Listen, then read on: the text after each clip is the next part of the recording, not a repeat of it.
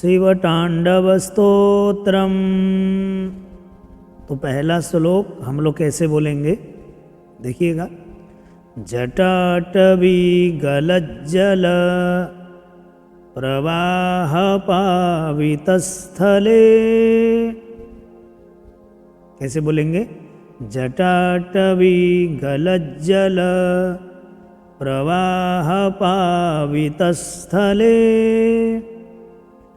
गलेवलम्ब्यलम्बितां भुजङ्गतुङ्गमालिकां गलेवलम्ब्यलम्बितां भुजङ्गतुङ्गमालिकां। आप सब लोग बोलते रहिएगा, है ना, और कमेंट्स में हर हर महादेव अवश्य लिखिएगा। मेरे साथ बोलेंगे। जटाटवी गलज्जल प्रवाह पावितस्थले गलेवलम्ब्यलम्बितां भुजङ्गतुङ्गमालिकां। ठीक है। उसके बाद डमट डमट डमट डमन, 3 बार डमट फिर डमन। तो डमट डमट डमट डमन निनादवट डमर्वयम् चकार चण्डताण्डवं तनोतु नः शिवः शिवम्। तो कैसे बोलेंगे? जटाटवी गलज्जल प्रवाह पावितस्थले गलेवलम्ब्यलम्बितां भुजङ्गतुङ्गमालिकां डमड्डमड्डमड्डमन् निनादवड्डमर्वयम् चकार चण्डताण्डवं तनोतु नः शिवः शिवम्। ठीक है। एक बार पुनः बोलिएगा। जटाटवी गलज्जल प्रवाह पावितस्थले गलेवलम्ब्यलम्बितां भुजङ्गतुङ्गमालिकां डमड्डमड्डमड्डमन् निनादवड्डमर्वयम् चकार चण्डताण्डवं तनोतु नः शिवः शिवम्। उसके बाद अब हम चलेंगे दूसरे श्लोक में। दूसरा श्लोक इस प्रकार से है। जटाकटाह संभ्रमा भ्रमन्निलिम्प निर्झरी विलोलवीचिवल्लरी विराजमानमूर्धनि जटाकटाह संभ्रम भ्रमन्निलिम्प निर्झरी विलोलवीचिवल्लरी विराजमानमूर्धनि। उसके बाद धगद धगद धगज्ज्वलल धगद धगद धगज्ज्वलल ललाटपट्टपावके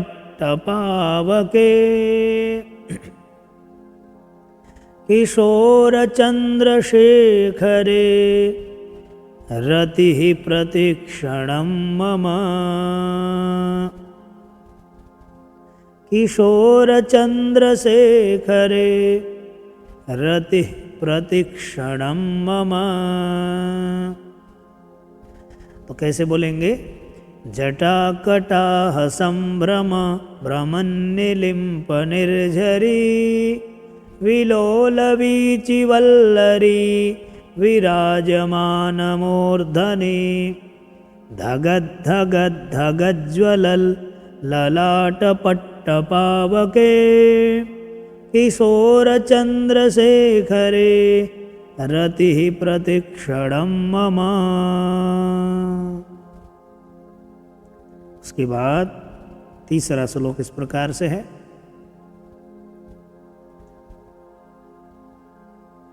धराधरेन्द्रनन्दिनी विलासबन्धुबन्धुरस्फुरद्दिगन्तसन्तति प्रमोदमानमानसे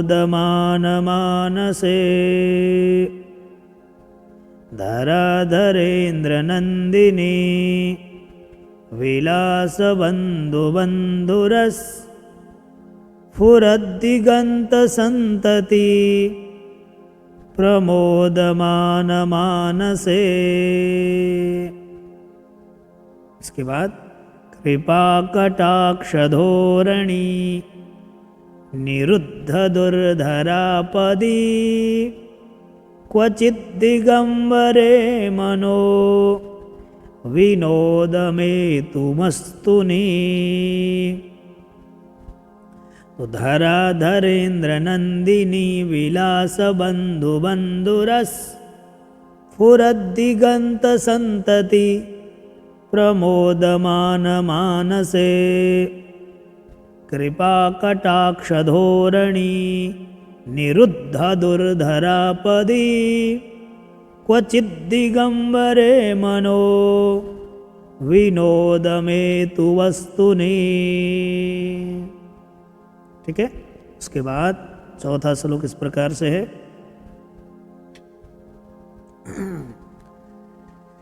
जटाभुजङ्गपिङ्गलस्फुरत्फणामणिप्रभा कदम्बकुङ्कुमाद्रवा प्रलिप्तदिग्वधूमुखे। जटाभुजङ्गपिङ्गलस्फुरत्फणामणिप्रभा कदम्बकुङ्कुमाद्रवा प्रलिप्तदिग्वधूमुखे। मदान्धसिन्धुरस्फुरत् त्वगुत्तरीयमेदुरे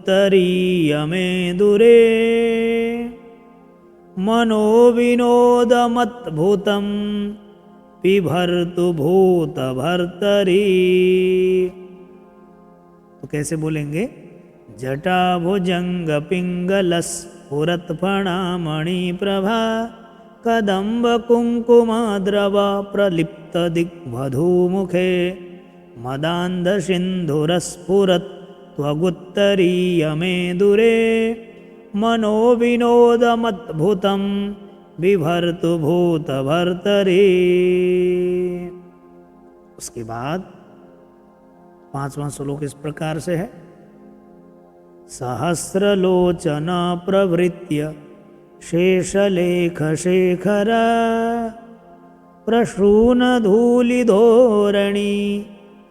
विधूसराङ्घ्रिपीठभूः भुजङ्गराजमालया निबद्धजाटजूटकः श्रियै चिराय जायतां चकोरबन्धुशेखरः। सहस्रलोचना प्रवृत्य शेषलेखशेखरा प्रसूनधूलिधोरणी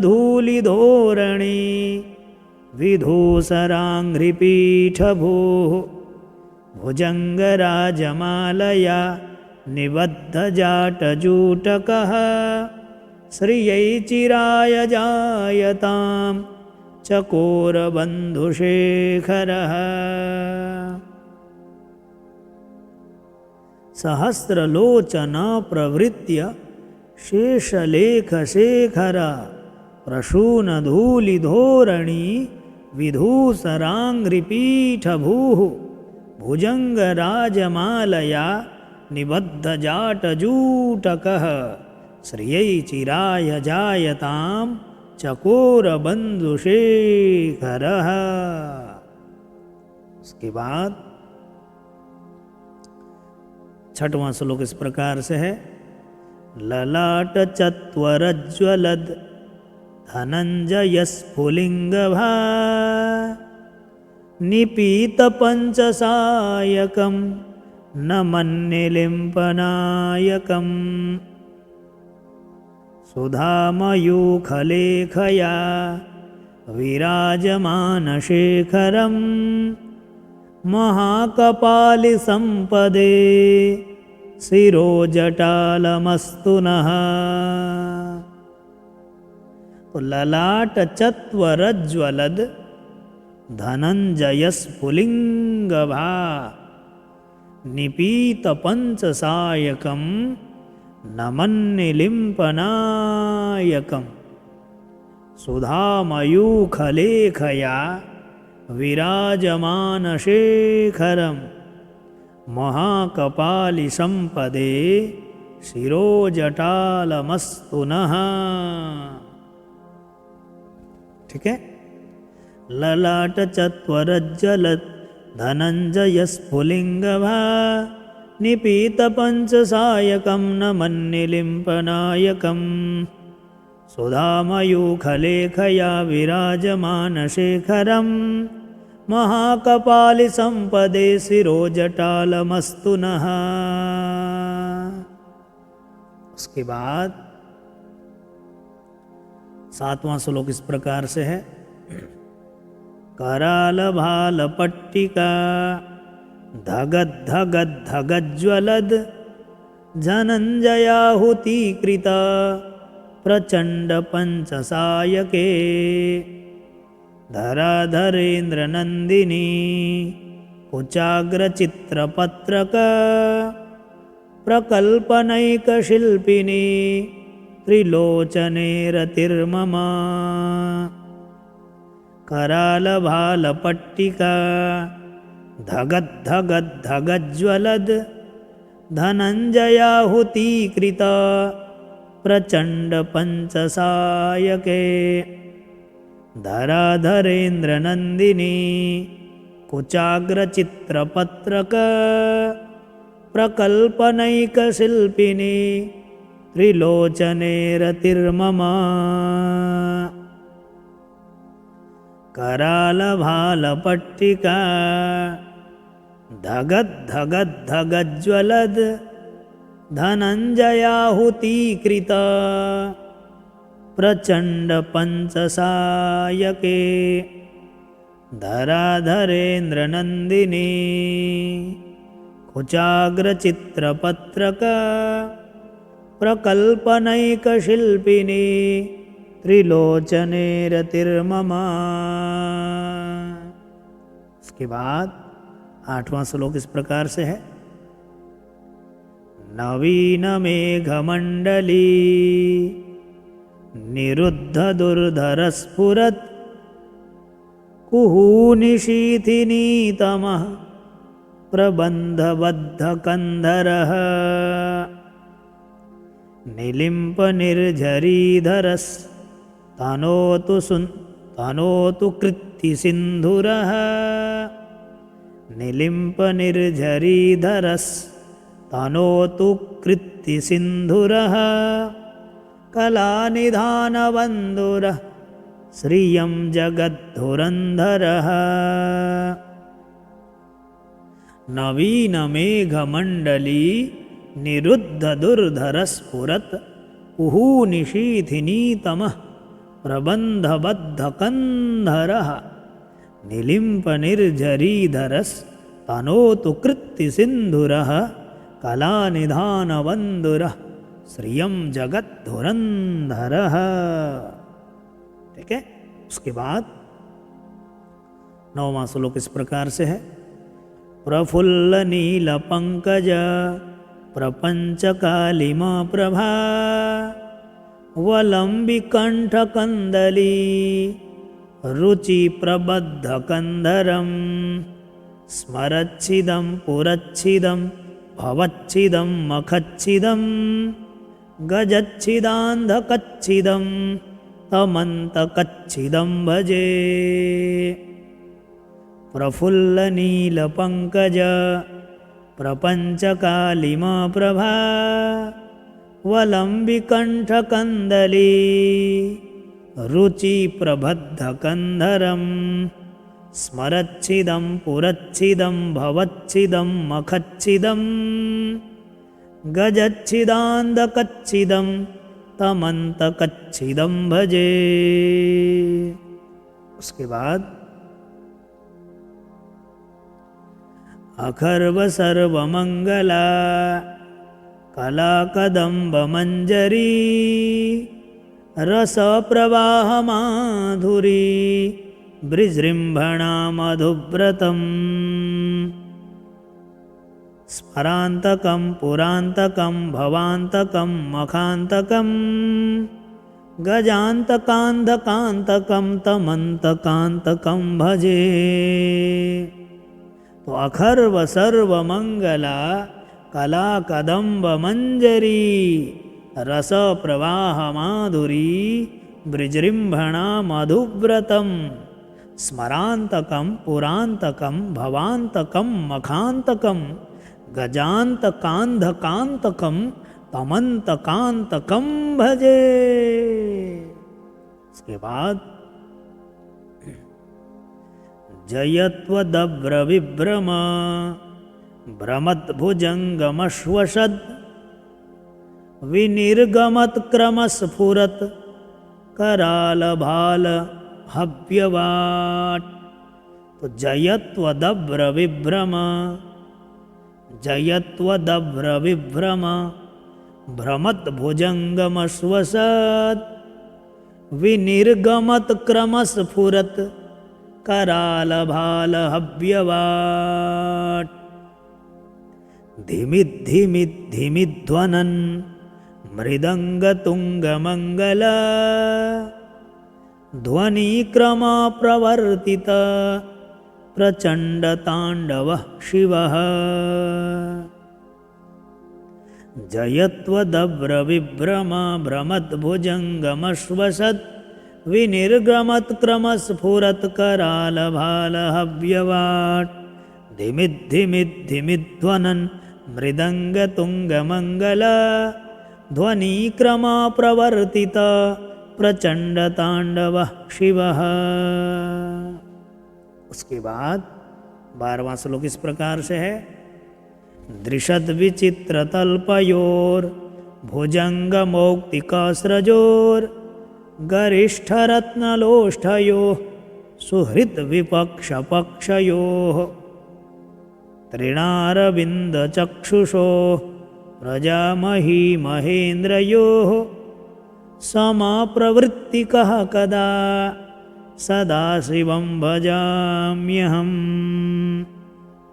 तो दृशद् विचित्रतल्पयोर भुजङ्गमौक्तिकस्रजोर गरिष्ठरत्नलोष्ठयोः सुहृद्विपक्षपक्षयोः तृणारविन्दचक्षुषोः प्रजामही महेन्द्रयोः समाप्रवृत्तिकः कदा सदाशिवं भजाम्यहम्। ठीक है। उसके बाद 13वां श्लोक इस प्रकार से है।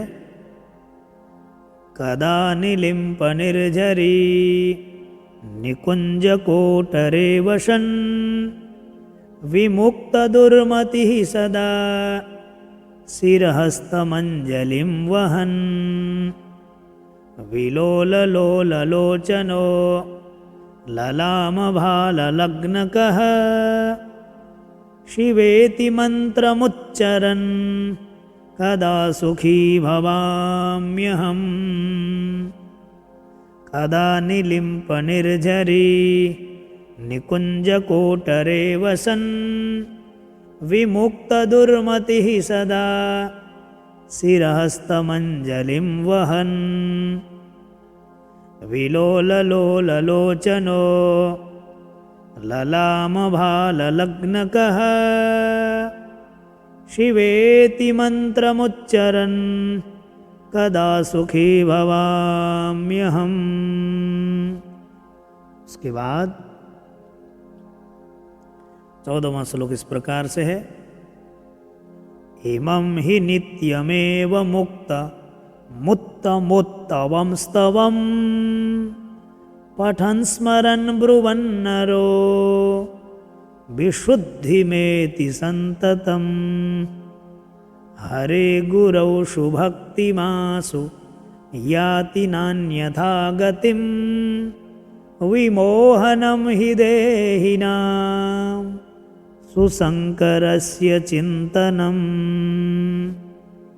इमं हि नित्यमेव मुत्तमोत्तमं स्तवं पठन् स्मरन् ब्रुवन्नरो विशुद्धिमेति सन्ततम् हरे गुरौ शुभक्तिमासु याति नान्यथा गतिं विमोहनं हि देहिनां सुशङ्करस्य चिन्तनम्।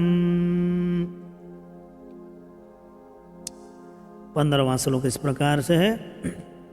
पूजावसान समये दशवक्त्र गीतम् यः शम्भुपूजन परं पठति प्रदोषे तस्य स्थिरां रथगजेन्द्र तुरङ्गयुक्तां लक्ष्मीं सदैव सुमुखीं प्रददाति शम्भुः। पूजावसान समये दशवक्त्रगीतं यः शम्भुपूजन परं पठति प्रदोषे तस्य स्थिरां रथगजेन्द्रतुरङ्गयुक्तां लक्ष्मीं सदैव सुमुखीं प्रददाति शम्भुः